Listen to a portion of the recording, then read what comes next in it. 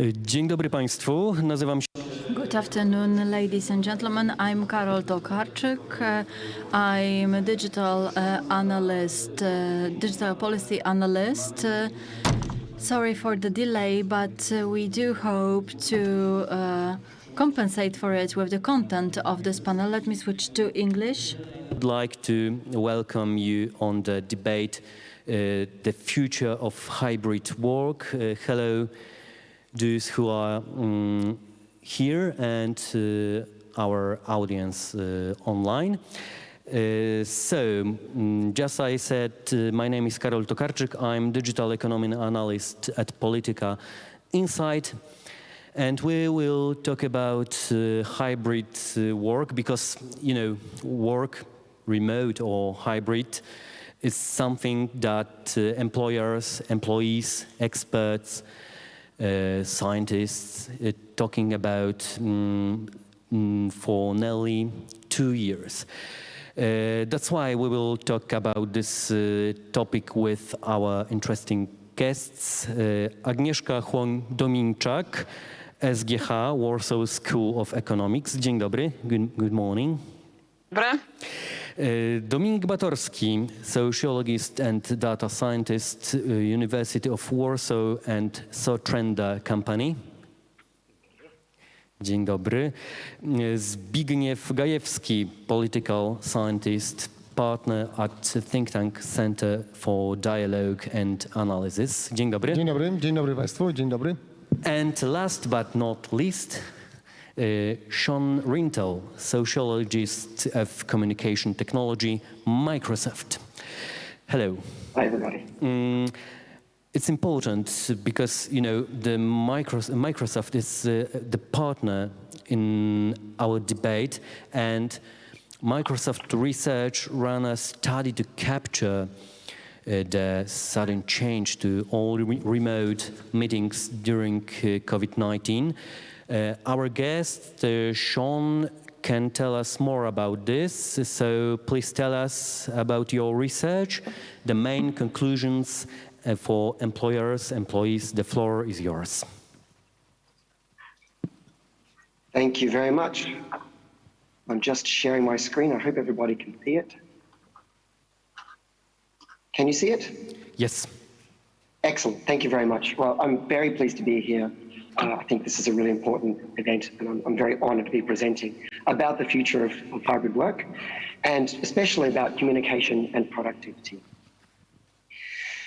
The key message that I want to get across today, that Microsoft believes quite strongly, and even though we're a technology company, is that thoughtless collaboration is poor collaboration, regardless of technology. So let me explain why we've come to this kind of conclusion and why technology will play a role in collaboration. Obviously, it will always do so. But what else has to happen to support that?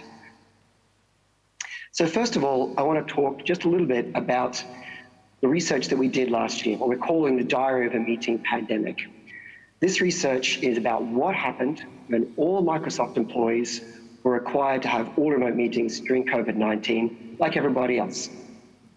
So we gathered together 849 Microsoft employees from almost all regions and organizations. We collected data between April and August 2020. We gave them diaries, filled in for a couple of months each, and they also filled in polls as well on all sorts of topics about the meetings that they were having. We didn't specifically ask them to, write everything about what they did in the world in terms of all their social stuff, but of course that came in as well. So we learned a lot about all sorts of things in Microsoft employee meeting lives during that time.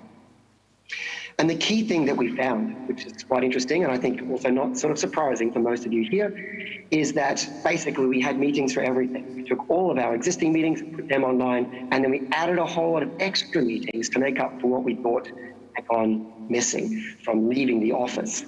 And of course, that led to meeting fatigue. And part of the reason for meeting fatigue is that video meetings themselves can be quite exhausting, right? You've got to focus on a lot. And then if you have them every hour, or every day, or every week, that gets more and more and more exhausting. But it's not just that. Part of the other reason is that meetings are really easy for people to actually set without thinking too much about the goal and everything that needs to happen in those to make them actually work for everyone.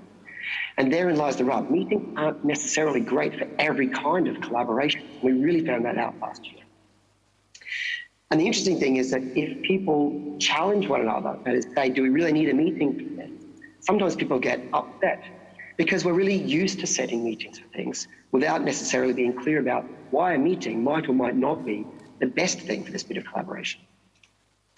So what's missing? What have we really learned? One is that preparation is absolutely key. And you'd think that that would be sort of clear already, but so many meetings are easy to have, or so many meetings are spur of the moment. And that's fine. It's fine to have spur of the moment meetings. But you've got to have a really clear goal about why you want to meet people in real time.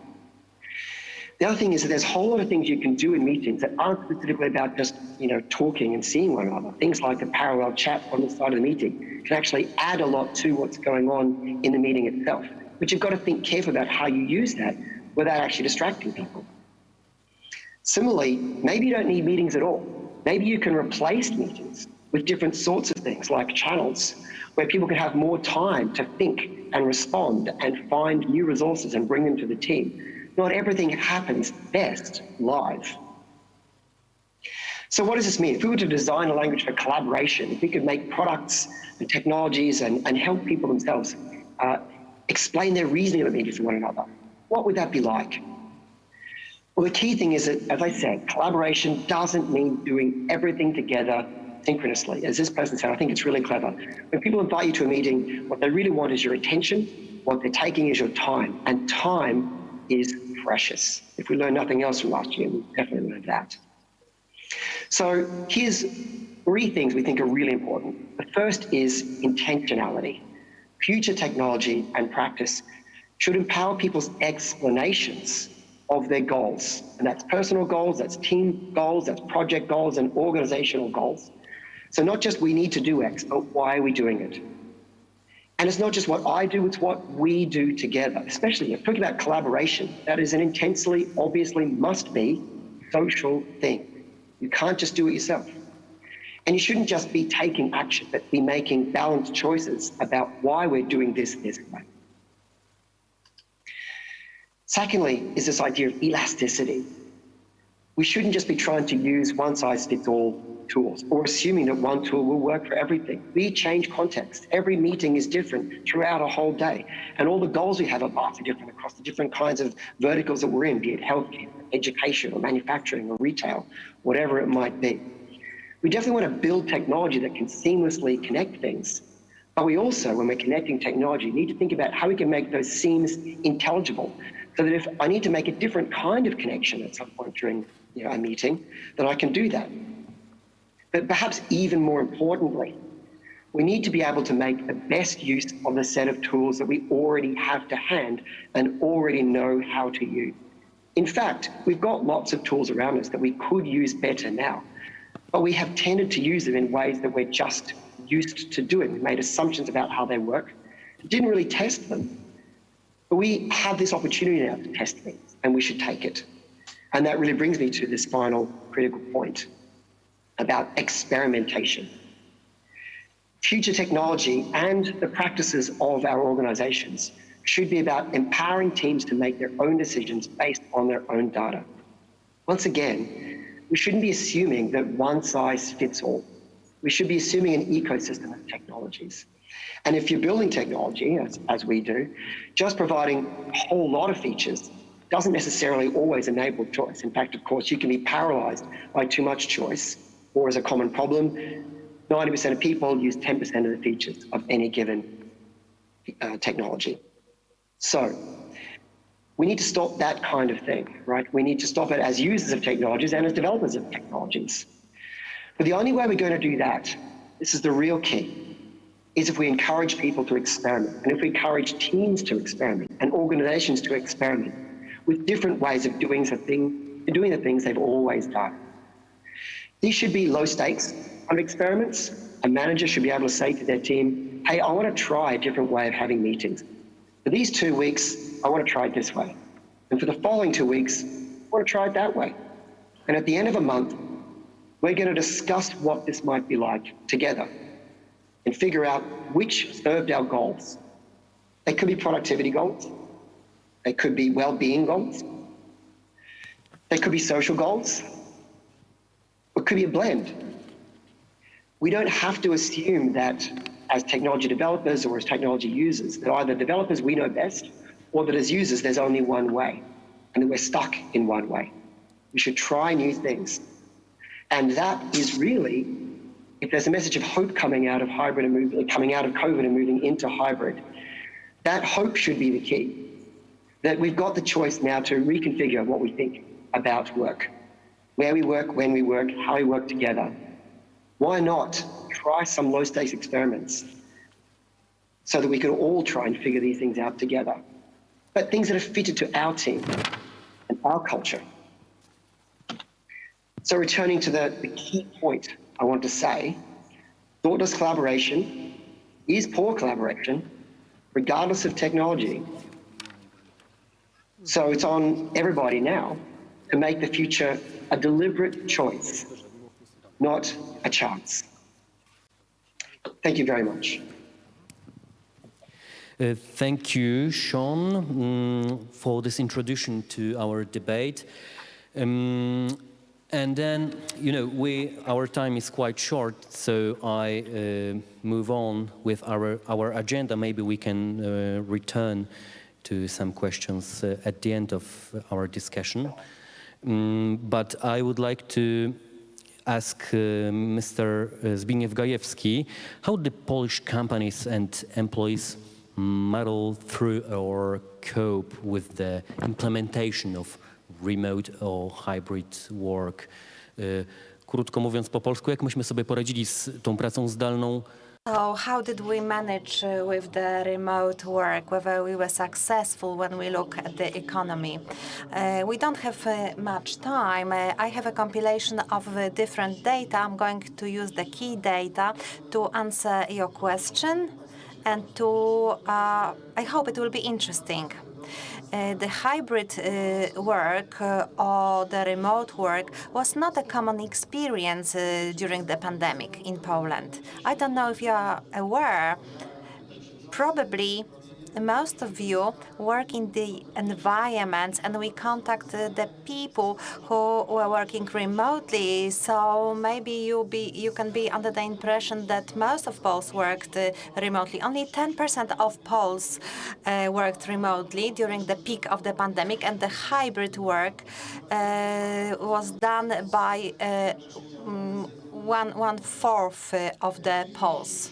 So it's quite a clear minority of Poles who were using this kind of work. So how did company cope? Well, there are no reliable studies that have addressed this aspect in Poland. There were some ad hoc fragmented studies for some businesses.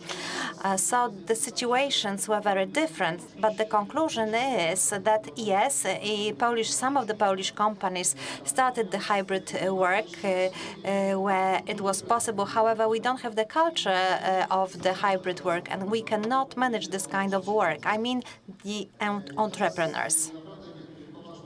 This is a very important problem and a challenge.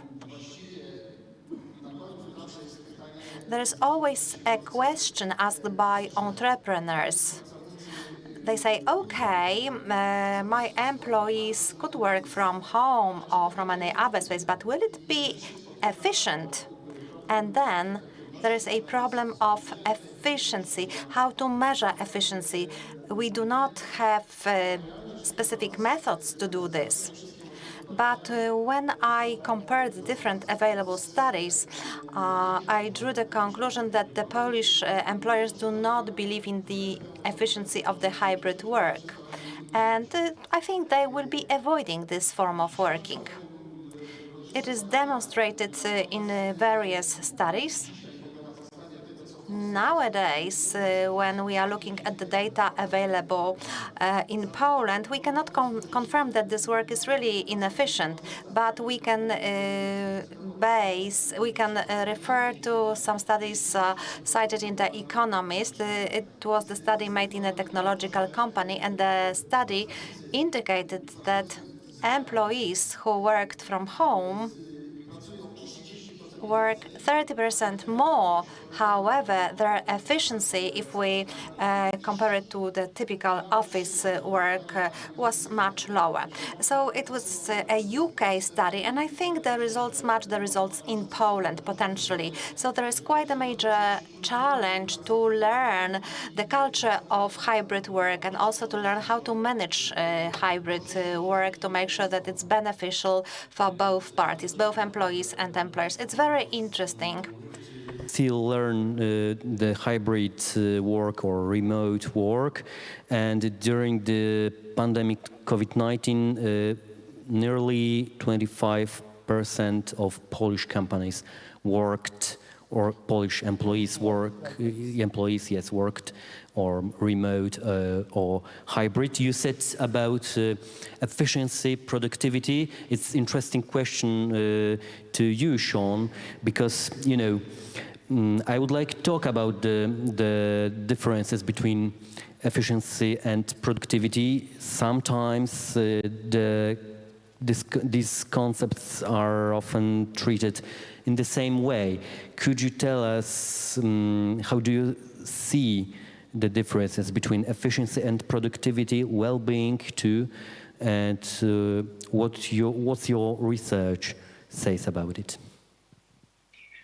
Thanks. I think Microsoft found out last year in our multiple studies over lots of our organizations that doing things efficiently is not the same as doing things productively. And the critical thing is that you can, for example, have a meeting which trims off all the social stuff at the beginning and the end, so that all you do is just it. But if you force people to do that, meeting after meeting after meeting, all day, yes, they can nominally achieve goals, but it doesn't feel good. It affects their well-being. And if they're sort of forced to do that, sort of to talk amongst themselves only about the things they have to work on and not have that little bit of chit-chat at the beginning and end of meetings, and this really rolls out to lots of other things, that starts to affect the social ties between them. And as the social ties start to disintegrate, so too does your ability to sort of go to someone to ask a quick question, to learn about something new that you hadn't thought of. And so ultimately, we've sort of come around to a different kind of view, which is that productivity is the overarching umbrella, and it has two poles. It has efficiency and it has well-being. And you have to have a balance of both to make people be productive, to help people be productive. Because a person who is feeling good about themselves, who is healthy, who is comfortable in the way that their kids are being schooled and comfortable about the other sorts of things that happened during the pandemic, is someone who, when they work, feel they can put all of their attention onto having great outcomes, instead of feeling like they're just sort of treated as automatons who have to only produce and try to ignore all the things that are going on in their real life. So we see them as imbalance. Now, they're also in tension a little bit, and we understand that's a tricky thing to try and balance. But as I said before, the critical thing here is to recognize that there is a tension, treat it as real, and then managers and employees and organizations to talk about how they're going to balance these things out. Thank you very much. Dominik Batorski is with us. He's scientist and entrepreneur too. It's quite important because I would like to ask him about the challenges. What challenges will you see in hybrid work as entrepreneur, maybe in your company? And could you tell us more about this? Oczywiście. Myślę, że... Of course. I represent this part Mr. Gajewski has mentioned. So I am in this 25% of companies and employees who worked remotely. IT companies that process data can afford this kind of work because the category of employees and their know-how, IT know-how, have very good skills to do remote work. However, it does not mean that there are no challenges to them. There are quite a lot of challenges. We are migrating towards the hybrid work. And the studies Sean has mentioned, these are the studies the conclusion of the studies are really experienced. Remote work can be effective and productive, but when we are looking at such aspects as creativity or other kind of collaborations, this is much more problematic. It's also worth highlighting it's a global context. Currently, in my opinion, I'm talking about the employer's perspective. What has changed more? The global companies notice that it is rational to use remote work, that it is really working. So there is a question, why to recruit people only in the cities where we have our offices? If you can recruit them anywhere in the world, then this global fight for talents is intensifying. And on the other hand, employees themselves, people who before didn't even imagine that they could work from home, they have experienced that they can do it. So there is a question, why shall I work for a company in Łódź or in Warsaw or in any other Polish city if I can do the same work for German, UK, or US company, and my salary will be 2 or 3 times higher. So this global competition for employees, for labor force, for software engineers, data scientists, people who are experts in machine learning. So this competition is much stronger than a year ago. And I think this is the factor that will make that Poland will be a country that competes based on the cheap labor force, because it will be more and more difficult for the companies to operate here, because they will have to pay higher wages to IT experts or data experts. In the IT sector in Poland, software houses dominate.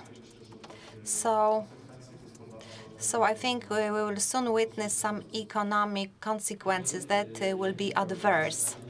You hear maybe translation. If you're not here, I will say, I summarize, recruitment became global, so we have to find employees not only in Warsaw or Wrocław, but also in Berlin or Budapest or Athens or something like that. Dominik said it might be bad for Poland, and remote work became permanent hybrid. That was important, and creativity needs actually on-site presence. Yes, so basically the most important thing is that the competition for talent in software engineering, in AI becomes global, and it's becoming harder and harder for Polish companies to find employees. And on the other hand, Polish employees are looking for employers in other countries where they can have much better rates. Okay, so actually I would like to ask Agnieszka Chłoń-Domińczak about the labor market. Actually, we know that the labor market, it's not only people between 30 and 50. We have students, we have people in their 50s, 60s or older too. How include these people in hybrid work? How include these people friendly for them? Yes, I think we have to divide between the hybrid work that was forced in a way by the pandemic and the future of the hybrid work, which will probably stay with us as employers and employees found out that in some sectors, not all of them, hybrid work can become an interesting alternative to the usual type of things that we do. And that, of course, affects both young and old people in different way. First, we should remember that when people switched to hybrid work, they usually worked in teams that know each other, that cooperated in a real world, so they remember the chit-chats next to the coffee place in the company and so on.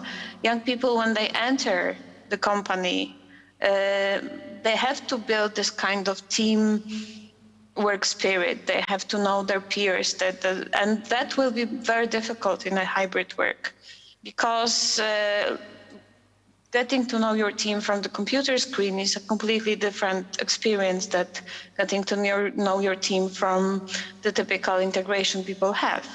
And that will be a challenge for the future, and especially, again, for those people for whom the pandemic was also an experience during their education.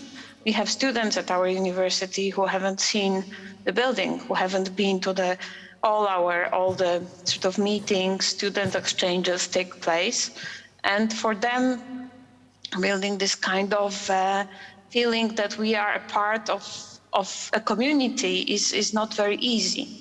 And they are very detached. So I think the future of the hybrid work means means a new challenge of how to integrate teams, how to build teams that probably don't see each other very often, and how to manage the team so that at the end of the day, people actually have a chance to meet with each other, have a chance to exchange in a more casual circumstances. So this is definitely for the young people. For people 50 plus, or those that are not, let's say, digitally natural, the issue is how to help them to transform to the digital or hybrid environment, because the hybrid work is not only for computer scientists or for coders, programmers, but also for people working in, I don't know, accounting companies, in the banks, financial sector. And for those people, in many cases, switching to hybrid work was also a challenge. And again, building this kind of ICT skills for lifelong, from the lifelong perspective, is a challenge that we definitely see. However, once people are forced to sort of go into this kind of work, it happens. Results of our research that we do amongst people 50 plus, survey on health, aging and retirement in Europe, shown that very many people 50 plus actually improved their ICT skills because of the pandemic, because of the sort of abrupt change into completely different working environment, but also living environment. But yet it is a challenge how to transform to a hybrid work in an age management kind of structure. As for the future, I think there are also challenges which are related to the reconciliation of work and family lives. Of course, again, the pandemic experience was a different one, because apart from adults, workers who were working from home, there were children who were learning from home. So the issue was that parents very frequently had to combine work and family life, to help their children with the school, to provide them with meals. And that also meant that this reconciliation, this juggling of work time and family time particularly for women, was very difficult. Of course, once we get back to, let's say, more normal world, and I hope the schools will be open and children will meet their peers, because building teams, social skills, communication skills requires this kind of face-to-face interactions. Hybrid work will be easier. But with with distance learning, with hybrid work, this reconciliation was also a challenge, and very frequently this very high efficiency also masked a lot of responsibilities and even burnout amongst people who had to juggle that in a very different environment. So there are many issues, many challenges, not only from the perspective of how the global world of work will develop, but also how we will be doing that on a very local level, on our household level, on reconciling work and family. Thank you for that statement. That was really interesting. We have to end our discussion by the 5 p.m. Central Europe time. So we need to summarize our discussion. Actually, how to organize hybrid work in the future? It's first question. How to integrate employees without excluding anyone? How to organize hybrid work in friendly way for everyone?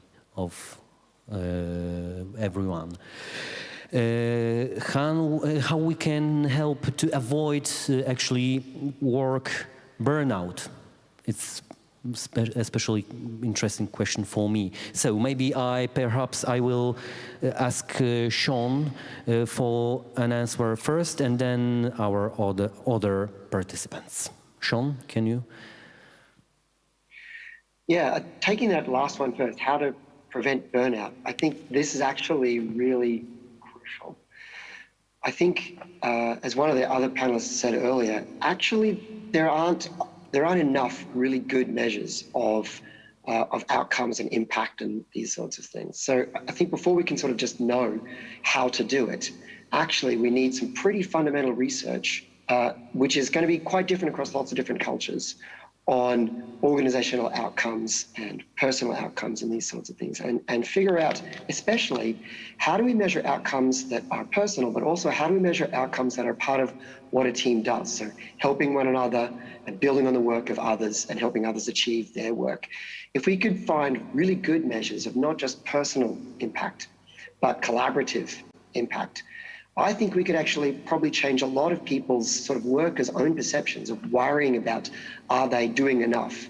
Because they'll actually be able to see, oh yeah, because of the stuff that I do to help this other person, that counts towards my employer seeing that I'm being an effective employee. So I'd love to see more fundamental research around collaborative measures of impact, and not just sort of always relying on personal measures and then having people worry about just meeting all these increasing number of personal measures.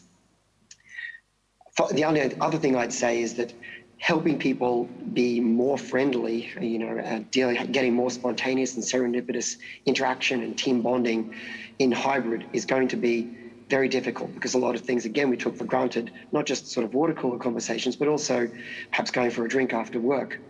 Those things are going to be very hard when some people aren't there and some people are. But you know what? They always were. There are a whole lot of people who couldn't go for a drink after work because they had family responsibilities, because if it was at a place that served alcohol, they didn't want to drink, or they felt uncomfortable around people who did. In fact, these problems have been with us for quite a while. They're not actually all brand new problems. So maybe this is, again, kind of rethinking some fundamental things about how we work together as people, and not just assume that the old ways of doing things, the easy way of doing things, were the right or best way to do things. I think I'll end there and let others have their say. Thank you very much. Maybe Mr. Zbigniew Gajewski. Panie Zbigniewie. Zbigniew, a few words of a wrap-up. Lots of interesting things have been said. So the question is, perhaps I should not ask what is going to be most important, but how should we approach remote work. It's a shame I don't have more time because I would like to say something controversial from the point of view of what you said. I think that Polish economy, Polish companies are not mature for hybrid work. Since there is the organizational culture which is paternalistic, I don't want to use the term feudal, but in such a company, hybrid work will not help them mature to such an organizational culture where which Laloux writes about in Turquoise organizations. Recently, we described Corporate Rebels, the book by two Dutch people who encourage us to break with the previous instructors. It is not possible to implement such a revolution in steps. It must take place through evolution, and managers and owners of Polish companies suffer when they don't supervise their people. Before pandemic, hybrid or distant work was a kind of privilege as a reward for working while you can work from home. But I'd rather control you. Under such circumstances, hybrid work, when the pandemic is over, will not be as popular as we think from the employer's point of view, and hence the atmosphere around it will not be particularly favorable. From the point of view of the Polish economy's interest, it is obvious that hybrid work should exist because it helps solve some problems of economy. For instance,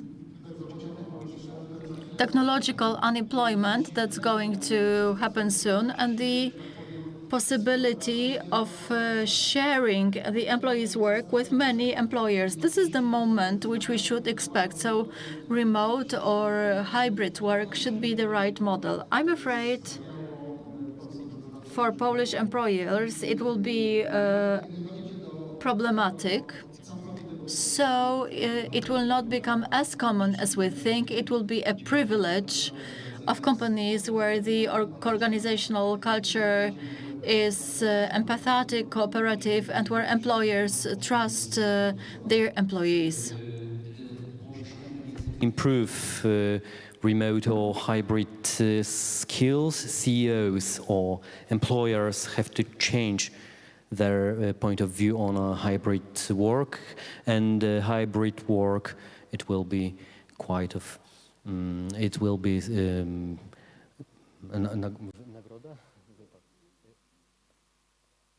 it will be prize for employees, excuse me, I'm really sorry. Okay, Dominik Batorski, poprosiłbym o kilka słów podsumowania. Okay, Dominik Batorski, a few words to sum up how we are going to work. I don't want to end up on such a pessimistic note as Zbyszek. I think that this is the matter of trust.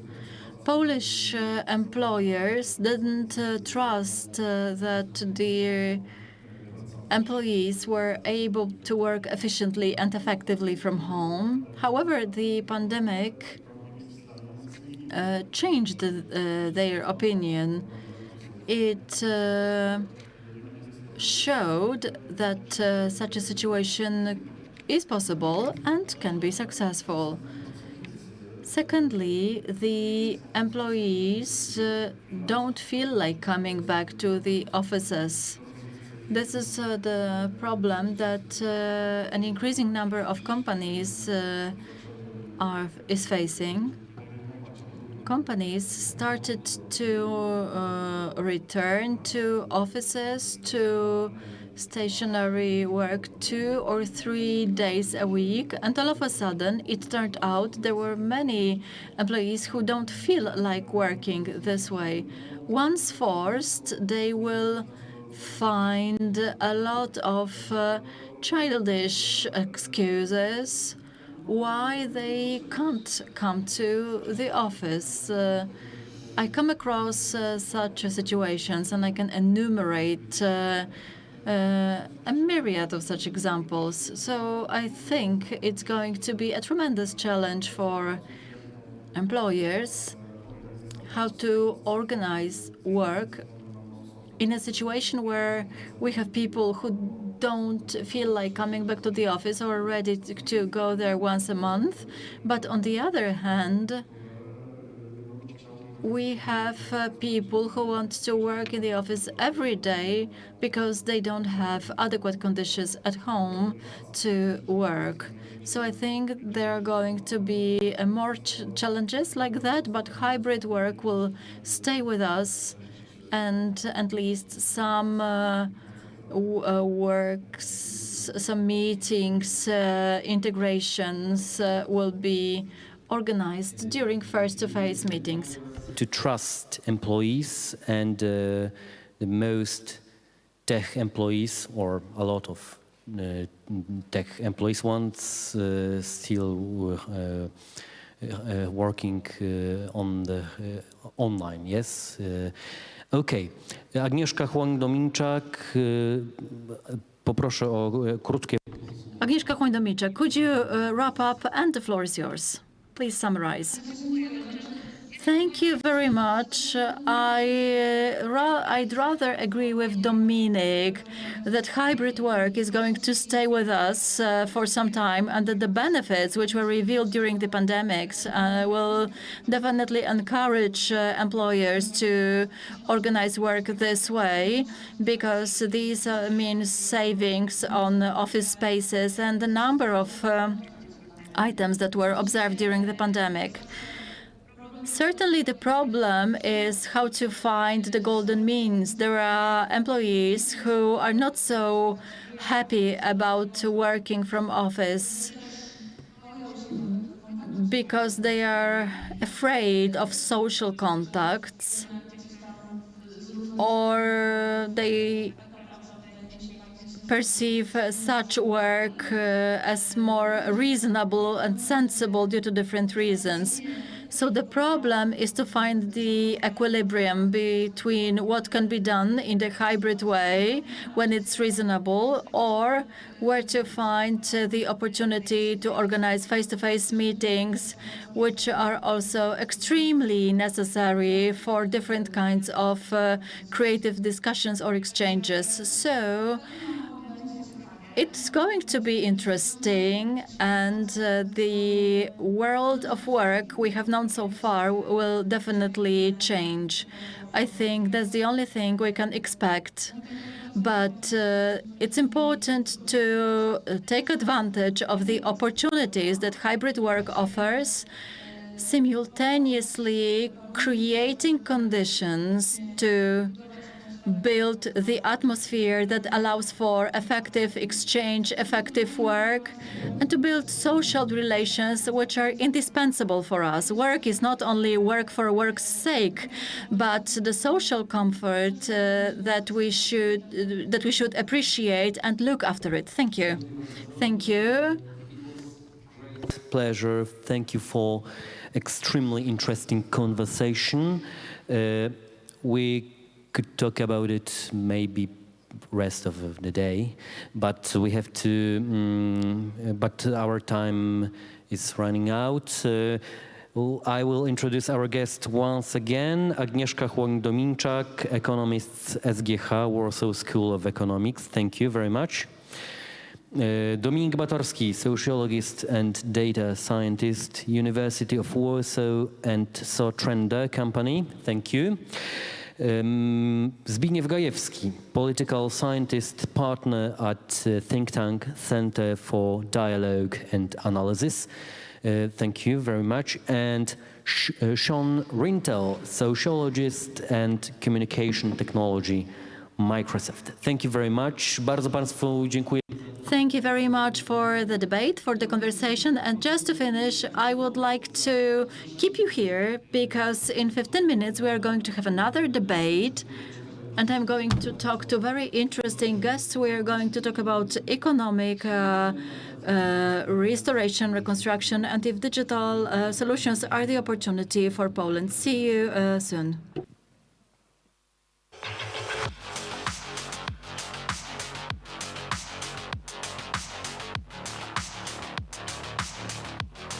Bye, Sean. Bye-bye. That was very interesting.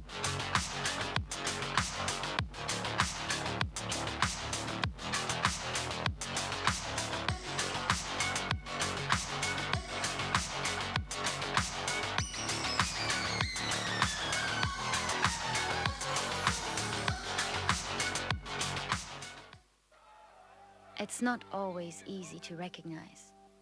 It may look like this, or like this. It may be a burden, but it is a responsibility that we embrace nonetheless.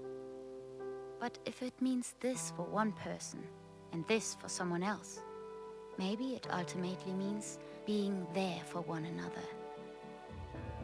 It isn't handed to us, but we know where to find it and how it feels,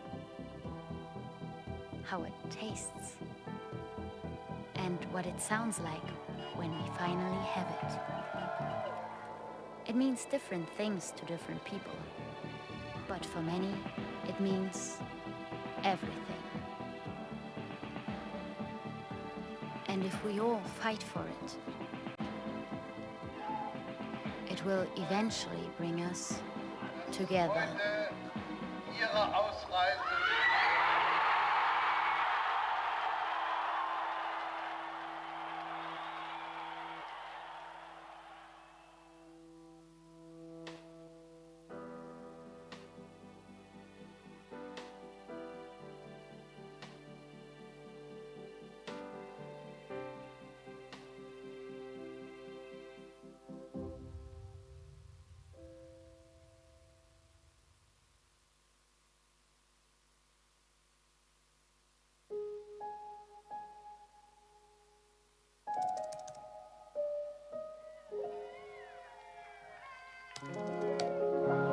Now recording line 1215. You may now kiss the bride.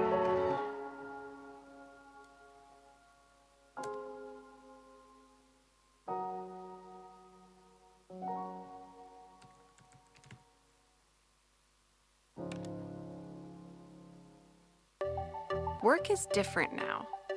We're commuting less, virtually meeting more.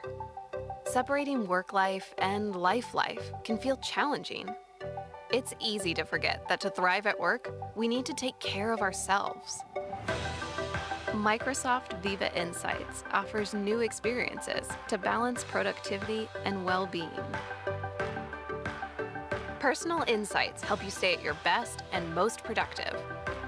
Add structure to your remote workday by opting for a virtual commute, carving out time to have a productive start in the morning and mindfully disconnect in the evening. Protect time before your calendar fills up for focused work, coaching, and learning. Take regular mental breaks with Headspace, tapping into dedicated moments of mindfulness. Use emotional check-ins to tune into your day-to-day mindset and well-being. Strengthen team bonds with Stay Connected experiences that prompt you to praise collaborators, schedule one-on-ones, and follow up on pending commitments and outstanding tasks. Insights for managers and leaders offer windows into how work happens and the impact on employee well-being. Identify where teams may be isolated and take action to break down silos. Quickly discover opportunities to prevent burnout, promote coaching and development, and boost engagement. You and your team's well-being is important, especially in times of change. Taking care of one another allows you to thrive and your organization to build resilience. Experience how new well-being insights in Viva can help.